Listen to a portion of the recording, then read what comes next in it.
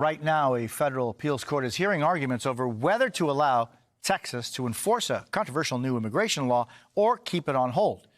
The law would allow state and local police to arrest anyone suspected of being in Texas illegally and would allow state judges to deport them. The legal wrangling comes as law enforcement agencies across the state have been trying to figure out how to enforce the law.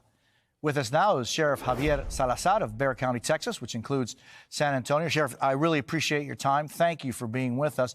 Have you gotten any guidance on how to enforce the law should it become law by state officials?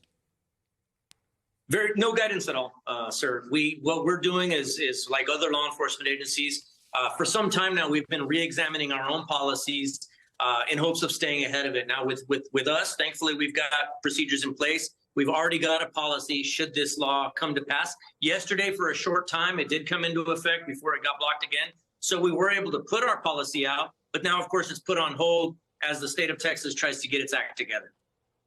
So what are your concerns about this law? Well, my concerns are several. First off, while I can't speak for the whole state of Texas, all 254 counties, what I can tell you is that the realities in my county are that this law doesn't really affect us much. That population, the undocumented population, does exist here. But here in Bexar County, they're far more likely to become victims of a crime than perpetrators of a crime. And so for us, we don't want to run the risk of all these people that have officially being victims now being more afraid of me, law enforcement, than they are the people that are actually making them victims of a crime. So for us, it puts a fear into them that they should not have. Another thing that it has for us is that here it's really the way the law is written. It's written more that the deputy or the officer in this instance has to physically observe the person crossing the border in order for this law to come into effect. That's hard for us since we're so far inland. And so my fear is that it may give officers or deputies, in my case, it may make them think they have more authority than what they actually do, which brings with it its fair share of liabilities that we have to let our first responders know about. And so what specifically are you telling your officers about how to enforce this, if indeed it comes into play?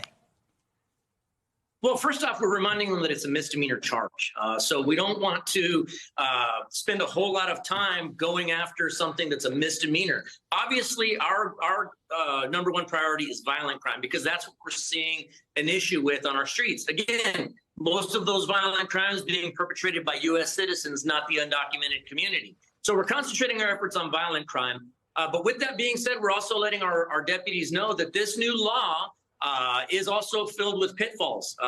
There's still a thing called racial profiling that is illegal. There also, not to mention the fact that the federal crime or the federal statutes somewhat limit our abilities as local law enforcement to enforce strictly immigration laws. And so we're letting people know that this law is not as simple as it may be made to be by those that really want to see it pass. Sheriff, is there something you would like to tell the federal government, President Biden, and others in Washington, D.C. about the reality that you and your community face every single day? Absolutely. I mean, look, I've been writing letters to the president for the past several years now. I've been quite vocal with respect to that, not in a necessarily a critical way, but just letting them know that we want them to come to Texas and get an eye on things. A few weeks ago, I was pleased to see that President Biden and Secretary Mayorkas actually came down and were on the border. I was invited to that, but didn't get to make it out because we were in the middle of an election. But with that being said, I just want them to keep an eye on the situation here in Texas as they've done to this point, and do more on the part of the federal government. The legislation that was shot down on to political pandering was a good start. So I'd like the president to continue to stay on that. He's got my full support. I voiced my full support of that legislation. I'd like to see something come out that obviously creates some real solutions, which is what SB 4 does not do. It's short on real solutions. Sheriff Javier Salazar, I thank you very much for being with us this morning.